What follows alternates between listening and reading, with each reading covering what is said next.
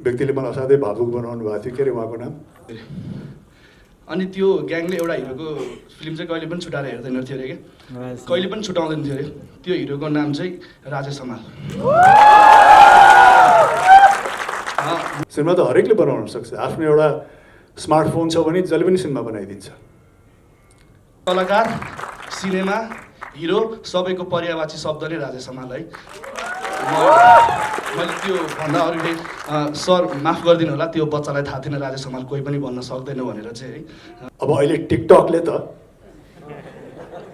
मलाई अचम्म लाग्छ, जहाँ गए पनि टिकटक अन गरिसकेपछि नातिबाट लिएर आमा बाबुबाट लिएर हजुर बाबासम्म चाहिँ नाच्न तयार हुनुहुन्छ एकदम स्पोन्टेनियसली।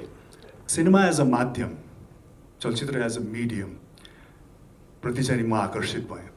त्यहाँ देखाएका चाहे भावनाहरू होस्, त्यहाँ देखाएका मुद्दाहरू होस्, त्यहाँ देखाइएका विभिन्न किसिमले चाहिँ नि बौद्धिक हिसाबले, भावनात्मक हिसाबले केही हदसम्म सार। र त्यो 12-14वटा सिनेमा त म प्रवेश गरेको दोस्रो वर्षमा म आफैले खेलेँ, एकै वर्षभित्र।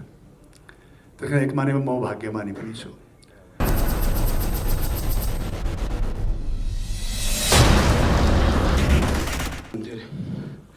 अनि त्यो ग्याङले एउटा हिरोको फिल्म चाहिँ कहिले पनि छुटाएर हेर्दैन थियो अरे क्या, कहिले पनि छुटाउँदैन थियो अरे। त्यो हिरोको नाम चाहिँ राजेश हमाल। कामरा चाहिँ भोलिपल्ट राजेश हमालको फिल्म रिलिज हुँदैछ भने ग्याङको सबैले पैसा उठाएर एकजनालाई फिल्म हेर्न पठाउनु हुन्थ्यो अरे। अनि एक रात त्यहीँ बास बसेर भोलिपल्ट बिहानै पहिलो सो हेरेर आफ्नो गाउँ फर्केर राजेश हमालले यस्तो गरे उस्तो गरे भनेर सुनाउनु हुन्थ्यो अरे क्या मेरो मामाहरूले। अनि सायद त्यहाँबाट चाहिँ राजेश हमाल प्रतिको मेरो लगाव बढेको होला है, त्यस्तै हुनुपर्छ। त्यो कहानी सुन्दा सुन्दै राजेश हमाल सरको कसरी ठुलो फ्यान भएँ मलाई थाहा छैन आखिरमा होइन। सानोमा मलाई बाबुआमाहरूले चाहिँ के भन्छस् पछि ठुलो भएर भन्दाखेरि चाहिँ म राजेश हमाल बन्छु भन्थेँ अरे क्या। मेरो लागि कलाकार, सिनेमा, हिरो सबैको पर्यायवाची शब्द नै राजेश हमाल है। मैले त्यो भन्दा अरूले सर माफ गरिदिनु होला, त्यो बच्चालाई थाहा थिएन राजेश हमाल कोही पनि भन्न सक्दैन भनेर चाहिँ है। उहाँहरू सबैलाई बधाई छ, कङ्ग्रेचुलेसन्स। यहाँहरू सबैले सिनेमाको क्षेत्र छान्नु भएको छ, सिनेमाका विभिन्न विधाहरू चाहिँ यहाँहरूले रोज्नु भएको छ।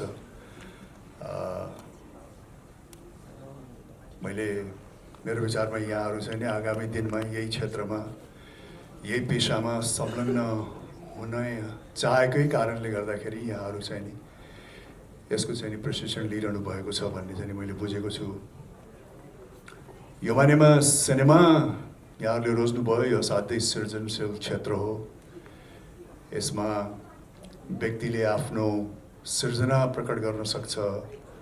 यसलाई पस्किने व्यक्तिले आफ्नो भावना, समाजका मुद्दा, केही बौद्धिक कुराहरू, विभिन्न पक्षलाई लिएर चाहिँ नि सिनेमा निर्माण या सिनेमा बनाउन सक्छ।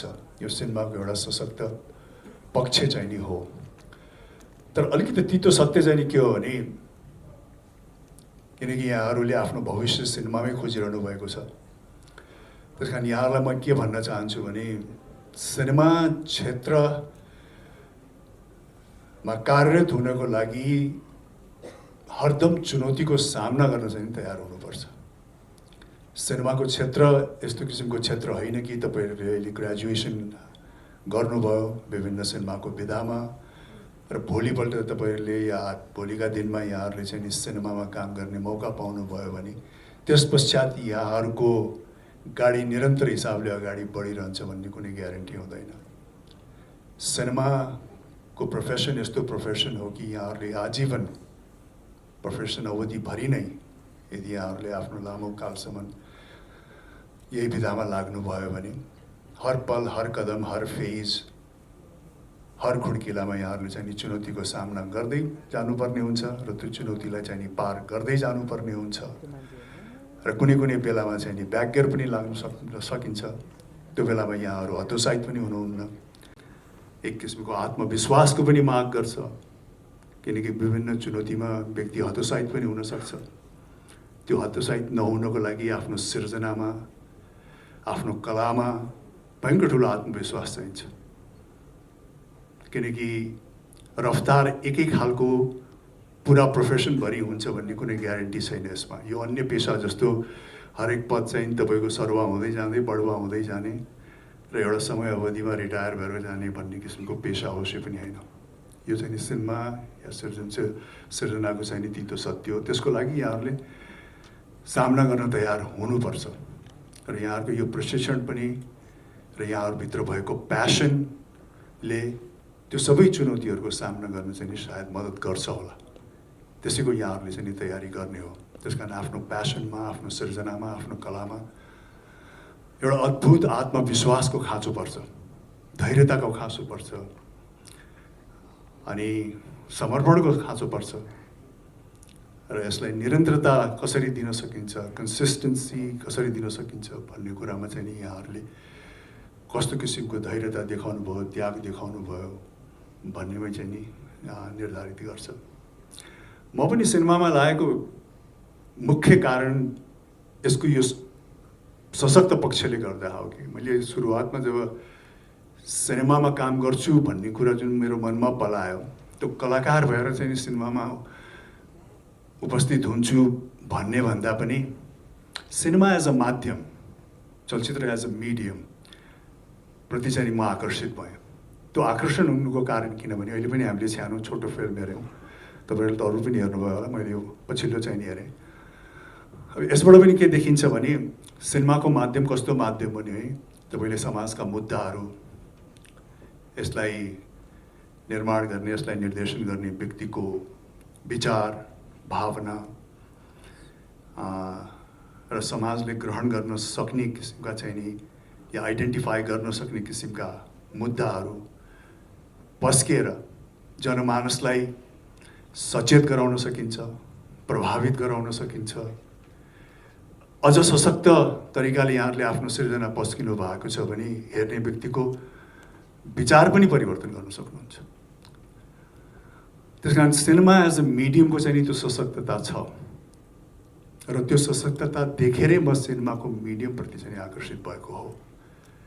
किनकि सिनेमामा देखाइएको कुरा एक्टिङ हो भन्ने थाहा हुँदाहुँदै पनि यो खालि एउटा निर्देशकले, एउटा कथाकारले रचेको चाहिँ नि सृजना हो भन्ने थाहा हुँदाहुँदै पनि त्यहाँ देखाइएको सामग्री ग्रहण गर्ने व्यक्तिले, अडियन्स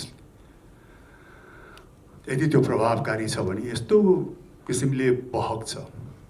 त्यहाँ देखाएका चाहे भावनाहरू होस्, त्यहाँ देखाएका मुद्दाहरू होस्, त्यहाँ देखाइएका विभिन्न किसिमले चाहिँ नि बौद्धिक हिसाबले, भावनात्मक हिसाबले, केही हदसम्म शारीरिक हिसाबले तरङ्गित गर्ने सामग्रीहरू देखाइएकोमा चाहिँ नि एउटा अडियन्स एकदमै बग्छ र भिज्छ। तर त्यसको लागि चाहिँ नि पस्केको सामग्री त्यही मापदण्डको चाहिँ नि सशक्त हुन चाहिँ जरुरी छ। त्यस कारण सिनेमाको त्यो प्रभाव छ र यहाँहरूले चाहिँ नि त्यो अपर्च्युनिटी पाउनु भएको छ।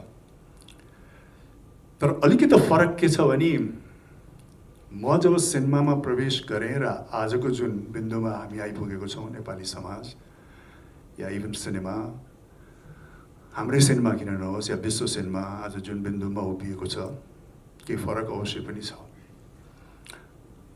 म प्रवेश गर्दाखेरि अब छोटकरीमा भन्ने हो भने मैले पहिलो चलचित्र गर्दाखेरि मेरो दोस्रो चलचित्र कहाँबाट आउँछ भन्ने मलाई थाहा थिएन।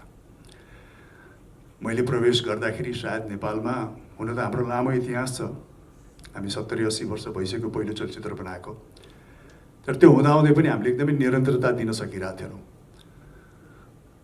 कन्सिस्टेन्सी दिन सकिरहेको थिएनौँ। एउटा चलचित्र बन्थ्यो, 10 वर्षपछि अर्को बन्थ्यो, 5-7 वर्षपछि अर्को बन्थ्यो। त्यस कारण मेरो चलचित्रमा प्रवेश हुँदाखेरि मलाई लाग्छ कि कुल 12-14वटा सिनेमा बनेको थियो होला, सायद त्यति पनि बनेको थियो कि थिएन। र त्यो 12-14वटा सिनेमा त म प्रवेश गरेको दोस्रो वर्षमा म आफैले खेलेँ, एकै वर्षभित्र। त्यस कारण एक मानेमा म भाग्यमानी पनि छु। त्यस कारण म प्रवेश गर्दाखेरिको चाहिँ नि असाध्य एउटा अनिश्चितता थियो, टेक्नोलोजी अलिकति फरक थियो, टेक्निकल पक्षहरू जसले चाहिँ नि सम्हाल्नु भएको थियो, उहाँहरूमा त्यति धेरै कम्पिटिसन थिएन। किनकि सिनेमा बनाउने, फोटोग्राफी गर्ने ज्ञान चाहिँ नि त्यही क्षेत्रमा लागेको व्यक्तिमै सीमित हुन्थ्यो।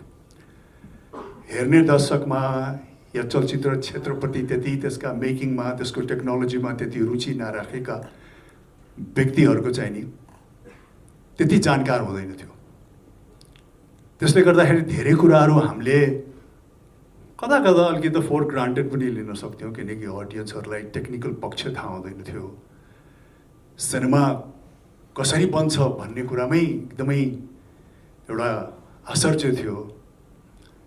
सिनेमामा पर्दामा मान्छेहरू कसरी उत्रिन्छ भन्ने कुरामा पनि आश्चर्य थियो। मलाई लाग्छ एउटा बच्चाले पहिला आमाको फोटो खिच्छ अनि त्यसपछि आमा भन्न सिक्छ, होइन? अनि हरेकको हातमा चाहिँ नि सिनेमा बनाउने सामग्री छ। हरेक व्यक्तिलाई सिनेमा कसरी बन्छ भन्ने कुराको चाहिँ नि पूर्ण जानकार छ। जानकार मात्रै होइन, ऊ स्वयंले पनि रफली केही न केही काम गर्न सक्छ आफ्नो ग्याजेटको माध्यमबाट। उसलाई सिनेमामै रुचि हुनुपर्ने, तपाईँहरू जस्तै सिनेमाको विधा लिएर पढ्नुपर्ने भन्ने पनि छैन। त्यस कारण सिनेमाको मेकिङ कसरी हुन्छ, सिनेमा कसरी खिचिन्छ, एडिटिङ कसरी गरिन्छ, विभिन्न कुराहरू चाहिँ सिनेमामा कसरी पस्किनुपर्छ भन्ने कुरामा चाहिँ नि सबै जानकार हुनुहुन्छ अहिले। त्यसैले प्रोफेसनल, यो क्षेत्रमा प्रोफेसनल हुनको लागि चाहिँ नि थप चुनौती छ। एउटा प्रोफेसनल मान्छे अन्य मान्छेबाट कसरी छुट्टिने त? सिनेमा त हरेकले बनाउन सक्छ। आफ्नो एउटा स्मार्टफोन छ भने जसले पनि सिनेमा बनाइदिन्छ। अझ अहिले त हामी देखिरहेछौँ, म हरेक एउटा आफ्नो पुरानो साथीभाइहरूलाई पनि भन्छु कि यहाँ डाइरेक्टरहरू पनि पुरानो देखिरहेको थिएँ। हामी पहिला फिल्म बनाउँदाखेरि कुनै लोकेसनमा गयौँ र हामीलाई सानोतिनो भूमिकाको लागि त्यो स्थानीय व्यक्तिको अलिकति सहयोग चाहियो भने यदि ए भाइ आउनुहोस् न, तपाईँ त्यहाँ उभिदिनुहोस् अनि यसो केही गरे जस्तो गर्नुहोस् भनेर भन्यो भने एकदमै महाभारतै हुन्थ्यो। उहाँहरू लजाएर, उहाँहरू गरेर कसरी गर्ने भनेर। अब अहिले टिकटकले त मलाई अचम्म लाग्छ, जहाँ गए पनि टिकटक अन गरिसकेपछि नातिबाट लिएर आमा बाबुबाट लिएर हजुर बाबासम्म चाहिँ नाच्न तयार हुनुहुन्छ, एकदम स्पोन्टेनियसली। हामीलाई त्यसरी स्पोन्टेनियसली नाच्न अप्ठ्यारो लाग्छ, उहाँहरू नाच्न तयार हुनुहुन्छ। त्यस कारण यो क्षेत्रमा प्रोफेसनल हुनलाई, यही विधालाई चाहिँ नि एज अ करियर अँगाल्नको लागि, यसमा उत्कृष्ट हुनको लागि तपाईँहरू जस्तो न्यू जेनेरेसनको लागि चाहिँ नि भयङ्कर ठुलो चुनौती छ। आखिर तपाईँहरू र नर्मल व्यक्तिमा कसरी छुट्टिने त?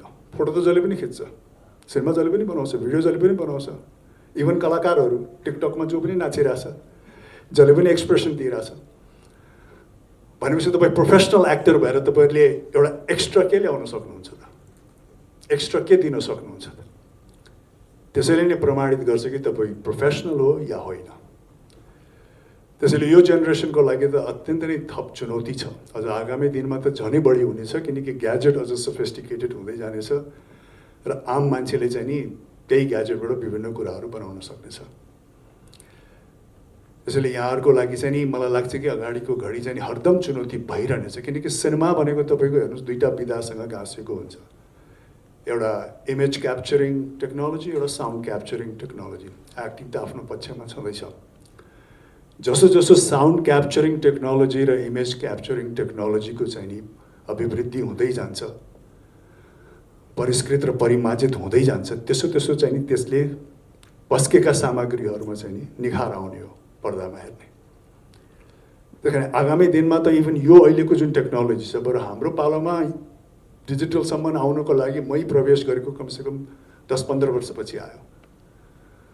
तर अहिले तपाईँहरूकोमा त मलाई लाग्छ 6 महिनामा एक वर्षमा चाहिँ नि नयाँ नयाँ टेक्नोलोजी आउनेवाला छ। 1 वर्ष प्रयोग गरेको क्यामेरा 1 वर्षपछि त्यसको चाहिँ अर्कै किसिमले आउनेछ। त्यस कारण तपाईँहरू जुनै पनि टेक्निकल पक्ष होस्, एक्टिङ पक्ष होस्, कुनै पनि पक्ष विधा अँगालेको व्यक्तिले खालि अहिलेको यहाँहरूको ट्रेनिङले चाहिँ नि यहाँहरूको होल प्रोफेसनल लाइफभरि थ्याक्न पनि सक्दैन। यहाँहरूले त आफूलाई जहिले पनि अपग्रेड गर्न तयार भइरहनुपर्छ। समय सापेक्ष हुन चाहिँ नि आफूलाई चाहिँ नि रेडी बनाइराख्नुपर्छ।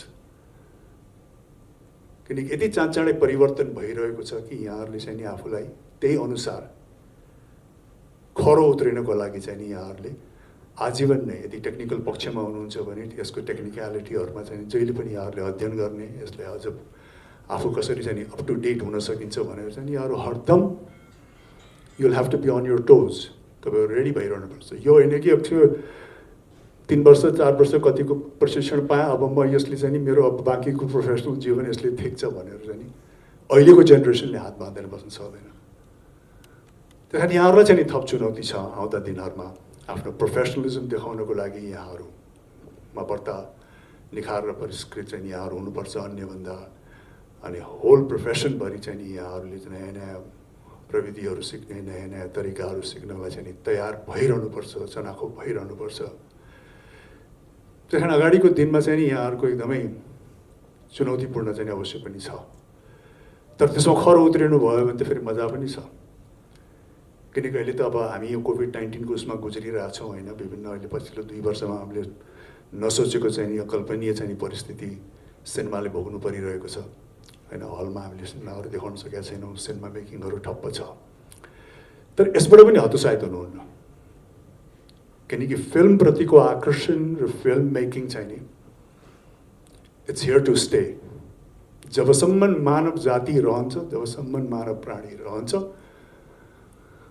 तबसम्म चाहिँ नि फिल्म मेकिङको, न्यारेसनको, कथा हेर्नको लागि व्यक्ति चाहिँ नि तत्पर भइ नै रहन्छ।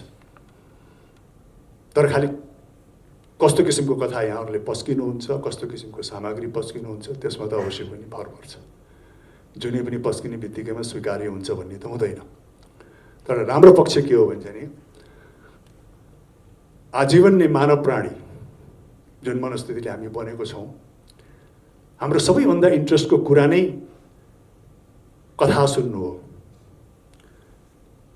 अरूको धारणा सुन्नु हो, अरूको विचार जान्नु हो, अनि त्यसपछि आफ्नो कथा सुनाउनु हो, आफ्नो धारणा व्यक्त गर्नु हो, आफ्नो विचार पस्किनु हो। अघि एकजना व्यक्तिले मलाई असाध्यै भावुक बनाउनु भएको थियो, के अरे उहाँको नाम हो, उहाँ कति आतुर हुनुहुन्थ्यो आफ्नो चाहिँ नि भावना व्यक्त गर्नको लागि।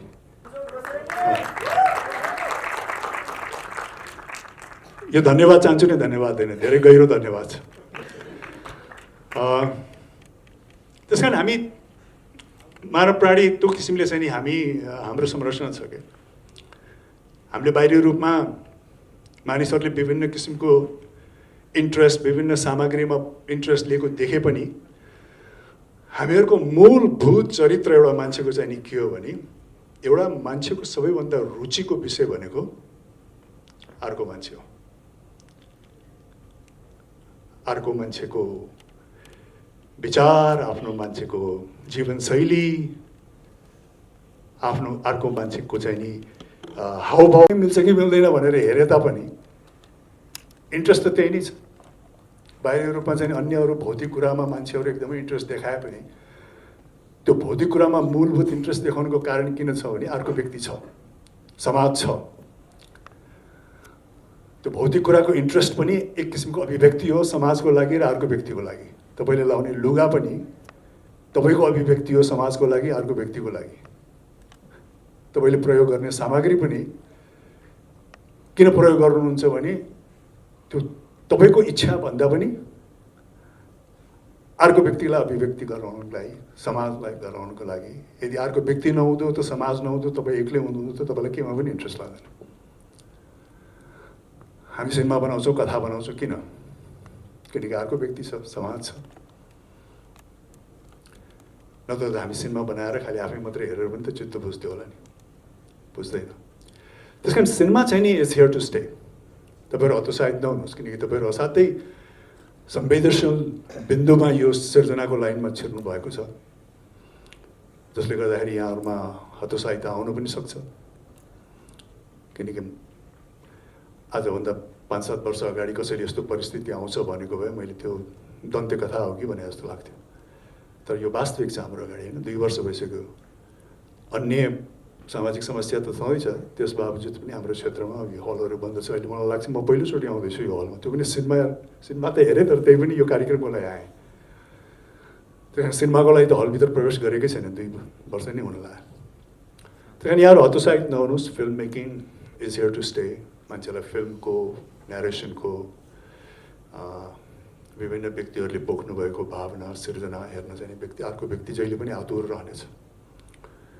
खालि यहाँहरूले चाहिँ आफ्नो सामग्रीमा आफ्नो सिर्जनामा चाहिँ कसरी परिष्कृत परिमार्जित अप टु डेट निखार ल्याउने, आफ्नोपन ल्याउने। वान मोर एकदमै इम्पोर्टेन्ट कुरा के हो भने तपाईँहरू सिर्जनामा चाहिँ नि तपाईँको आफ्नो व्यक्तिगत क्रिएसन पनि देखिनुपर्छ है। अन्य पेसा जस्तो होइन कि एउटै सब्जेक्ट पढिसकेपछि सबैले त्यही किसिमको चाहिँ नि इन्टेलेक्ट ग्रहण गरेर पुग्ने क्षेत्र पनि होइन। तपाईँको सोर्स एउटै भए पनि तपाईँको अभिव्यक्ति चाहिँ नि हरेकको युनिक हुन आवश्यक छ, हरेकको क्रिएसन युनिक हुन आवश्यक छ। तपाईँको प्रशिक्षण, तपाईँको कतैबाट तपाईँले लिने मोटिभेसन, कतैबाट तपाईँले पाउने चाहिँ नि इन्सपिरेसन्स भनेको त खालि सोर्स मात्रै हो। तपाईँले त्यो गाइडलाइन्स हो, त्यो सोर्सेसहरू त्यो गाइडलाइन्स लिएर यदि तपाईँ सच्चा फिल्म मेकर र क्रिएटर हो भने त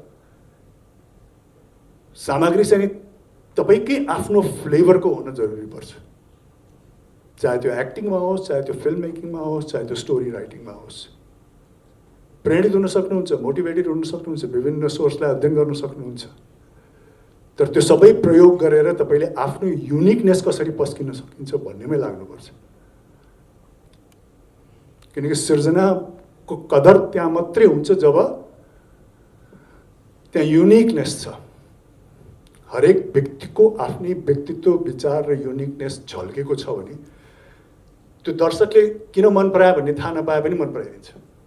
तपाईँहरू एक्टर पनि हेर्नु होला, एक्टर कोही आयो, ओहो यो त फलानु जस्तो देखेको छ, या ओहो फलानुको जस्तो गर्छ, भयङ्कर फेमस मान्छे कताको जस्तो देखेको छ भनेर त्यो नसा चल्यो भने ऊ खालि आजीवन त्यहीमा मात्रै रहन्छ। तर कोही व्यक्ति आएर चाहिँ नि नपत्याउँदो व्यक्ति आएर उसले एक्टिङमा अरूले देखाएको भन्दा बेग्लै सामग्री पस्क्यो, आफ्नै ढाँचा देखायो, आफ्नै युनिकनेस देखायो भने त्यो बढी आकर्षित हुने सम्भावना प्रबल रहन्छ।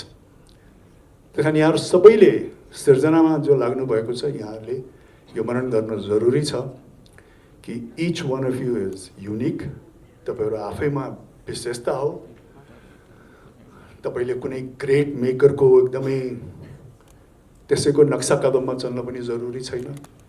ग्रेट मेकरबाट तपाईँ इन्स्पायर्ड हुनुहोस्, शिक्षा लिनुहोस्, तर तपाईँको उद्देश्य के हुनुपर्छ भने म आफै कसरी ग्रेट मेकर हुन सक्छु, ग्रेट कलाकार कसरी हुन सक्छु, मेरो आफ्नै छाप, इमेज र तौतरिका कसरी पस्किन सक्छु जुन चाहिँ नि दर्शकलाई स्वीकार्य होस्।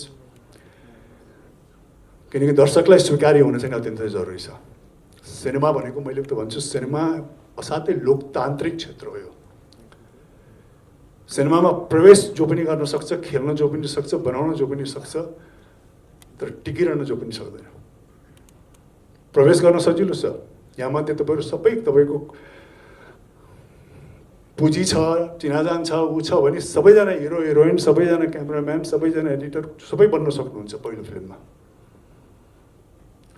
तर त्यो पहिलो फिल्म जसलाई पस्किनुहुन्छ उहाँहरू तपाईँलाई स्वीकार्य भएन भने त्यसपछि तपाईँ मरिहत्या गरे पनि तपाईँ अगाडि बढ्न सक्नुहुन्न। त्यही कारण यो असाध्यै लोकतान्त्रिक क्षेत्र हो। यो हामीले पस्किने चिज लोकले ग्रहण गर्ने हो। लोकले ग्रहण गरेर चाहिँ त्यसलाई स्वीकार्य भयो, मन परायो भने तपाईँको गाडी अगाडि चल्यो।